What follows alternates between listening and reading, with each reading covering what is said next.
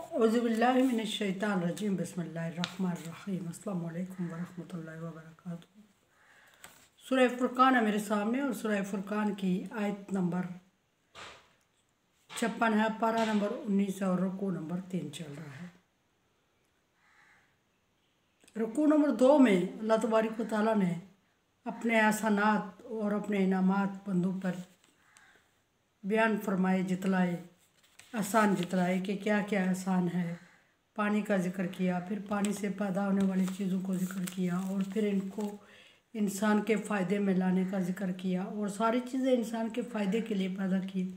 और फिर पानी का वही पानी उसी के गंदे कतरे से इंसान की तख्लीक का जिक्र फरमाया और फिर उसके बाद इंसान की नाकदरी का और फिर इसके बाद इंसान के रिश्तों का जिक्र फरमाया और इंसान के स्टेटस का जिक्र फरमाने के बाद फरमाया, शिकायत की अल्लाह तबारक व तआला ने कि इतनी गुनाहगार नेमतों के बावजूद इंसान अल्लाह को छोड़ के दूसरी चीज़ों की इबादत में लगा हुआ है। अब यह है कि मुशरिकीन मक्का की ये बात हो रही है और मुशरिकीन मक्का ने 360 बुत काबे में रखे हुए थे जिनकी वो इबादत करते थे और हर कबीले का अलग बुत होता था और एक के बुत को दूसरे ग्रुप को कोई एतराज़ नहीं होता था, वो उसका एहतराम करता था।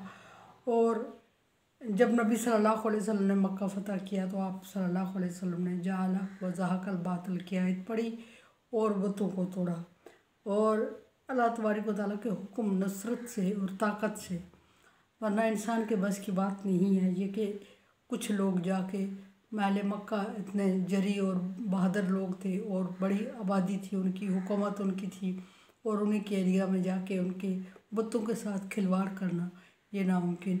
लेकिन इन कामों में चूँकि अल्लाह तबारक व तआला की मदद और तावन होता है, हज़रत इब्राहीम अलैहिस्सलाम ने अकेले रह के तमाम कौम के बुतों को तोड़ के कल्लाड़े से तहस नहस कर दिया था। ये अल्लाह की हिकमत है। यहाँ फरमाया कि इंसान की नाकदरी नाशुक्री की बात फरमाई कि इंसान नाशुक्रा है, इतनी नेमतें अल्लाह की इस्तेमाल करता है और उसके बाद अल्लाह तबारक व तआला के साथ शरीक ठहराता है और शरीक भी उन चीज़ों को करता है जो उसके नफ़े और नुकसान का सबब ही नहीं बन सकते। नफ़ा और नुकसान क्या, अपने लिए नफ़ा और नुकसान नहीं कर सकते और इन कमज़ोर चीज़ों को इबादत में अल्लाह के साथ शरीक ठहरा रहा है।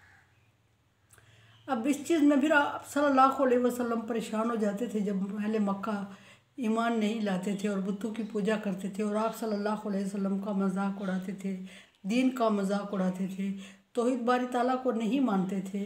आप सल्लल्लाहु अलैहि वसल्लम का ख्याल था कि सारे मक्के वाले मुझ पे ईमान ले आए, क्योंकि मक्के में रहे पले बड़े और लोग उनसे प्यार करते, एतबार करते थे और आप सल्लल्लाहु अलैहि वसल्लम भी चाहते थे कि ये लोग इनमें से कोई भी जहन्नम में ना जाए शिर्क की वजह से और अल्लाह तबारक व तआला की नाफरमानी ना करे। लेकिन ऐसा मुमकिन नहीं था।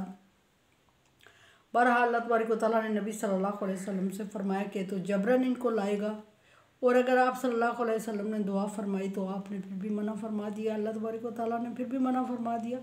और अगर दुआ से या कोशिश से, मेहनत से या ख्वाहिश से कोई ईमान लाता तो नबी सल्लल्लाहु अलैहि वसल्लम की ख्वाहिश थी, दुआ थी और कोशिश थी कि अबू तालिब ईमान ले आए।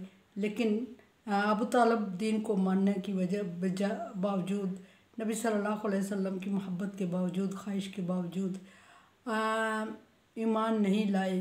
उनकी सियासी साख को नुकसान पहुंच रहा था और वो अपने ख़ानदानी मज़हब से हटते और एक बच्चे के पीछे हो जाते तो इससे उनकी ख़ानदानी और सियासी साख को नुकसान पहुंच रहा था। इस वजह से ईमान नबी सल्लल्लाहु अलैहि वसल्लम परेशान होते कि मेरी मेहनत राह कहाँ जा रही है। अल्लाह तबारक व तआला ने बारहा नबी सल्लल्लाहु अलैहि वसल्लम से फरमाया कि आप इसकी फ़िक्र ना करें, अलैकल बलाग अलैनल हिसाब, आपकी ज़िम्मेदारी पैगाम पहुँचाना है। जो ज़िम्मेदारी लगा दी है वो खुलूस से करें और पैगाम पहुँचाने में कोताही ना करें और हिसाब लेना मेरी ज़िम्मेदारी है। यहाँ भी अल्लाह तबारक व तआला फरमा रहे वमा अरसलनाका इल्ला मुबश्शिरन व नज़ीरा, हमने आप सल्लल्लाहु अलैहि वसल्लम को खुशखबरी देने वाला और डराने वाला बनाकर भेजा है। अब ये जो दोनों बातें बिल्कुल अपोजिट है। एक तरफ मुबश्शिर खुशखबरी देने वाला और दूसरी तरफ नज़ीर डराने वाला। ये दो बातें अल्लाह तबारक व तआला ने इसलिए ज़िक्र की कि किसी भी इंसान को किसी भी चीज़ को मतलब अगर जानवर को भी अपनी तरफ मुतवज्जा करना हो तो पहले उसे लालच या कोई खाने की चीज़ दिखाते हैं तो वो इंसान की तरफ मुतवज्जे हो जाता है उस खाने की चीज़ की वजह से।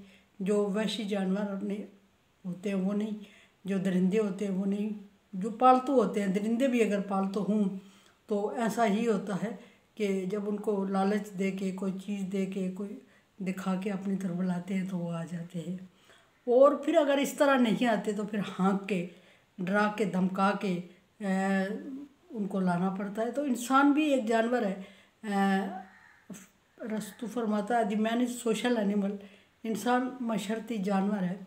और इंसान भी अल्लाह तबारक व तआला ने उसको बुलाने के लिए अपनी तरफ लाने के लिए तौहीद बारी ताला की तरफ लाने के लिए नबी सल्लल्लाहु अलैहि वसल्लम को एक तरीका सिखाया, आगाह किया और एक फार्मूला बताया कि खुशखबरी दे, उनको खुशखबरियाँ दे के जन्नत की चीज़ें, जन्नत के ठिकाने, जन्नत की रहन सहन, जन्नत की नेमतें इनसे ज़िक्र करें और इन खुशखबरियों की वजह से शायद कि उनका दिल मान जाए और वो उनको हासिल करने में कोई अच्छी चीज़ होती है जब कोई बंदा बताता है कि बहुत अच्छी है और उसकी बहुत तारीफ़ करता है तो अनदेखा बंदा जो जिसने नहीं देखा होता वो कोशिश करता है कि वो इसी तरह उसको हासिल करे।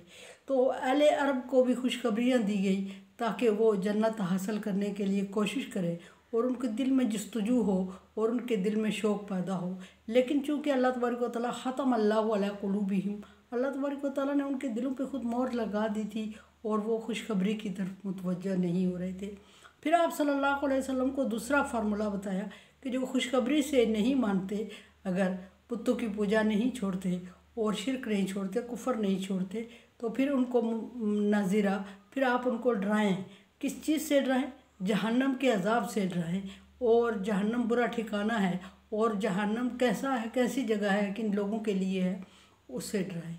तो अनदेखे बंदे को अगर कोई खौफनाक मंजर जगह का जिक्र किया जाता है तो वो चाहता है कि कभी उसमें ना जाए और जब वो चाहता है कि कभी उसमें ना जाए तो ना जाने के लिए अगर जाने उसमें पहुंचने के उसको मजबूरी बन जाए तो वो उससे बचने की हत्तल इम्कान कोशिश करता है।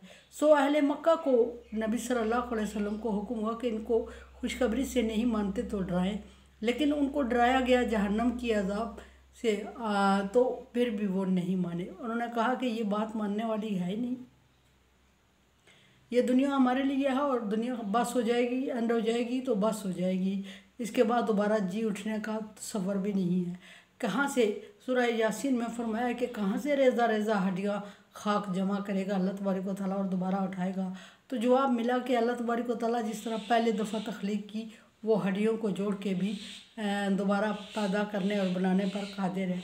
लेकिन फिर भी अहले मक्का ने नहीं माना। सो नहीं माना और न उन्होंने मानना था। अल्लाह तबारक व तआला ने नबी सल्लल्लाहु अलैहि वसल्लम को तसल्ली दे दी। कुरान समझे, देखे समझे और सब्सक्राइब करें और सदका जारिया में मेरा साथ दें। अल्लाह तबारक व तआला का हुक्म, ताअवनु अलल बिर्रि व तक़वा, नेकी और भलाई के कामों में एक दूसरे से ताअवुन करें। सो ताअवुन करें, चैनल को सब्सक्राइब करें, बेल आइकन को प्रेस करें और शेयर करें और सदका जारिया में मेरा साथ दें। अल्लाह।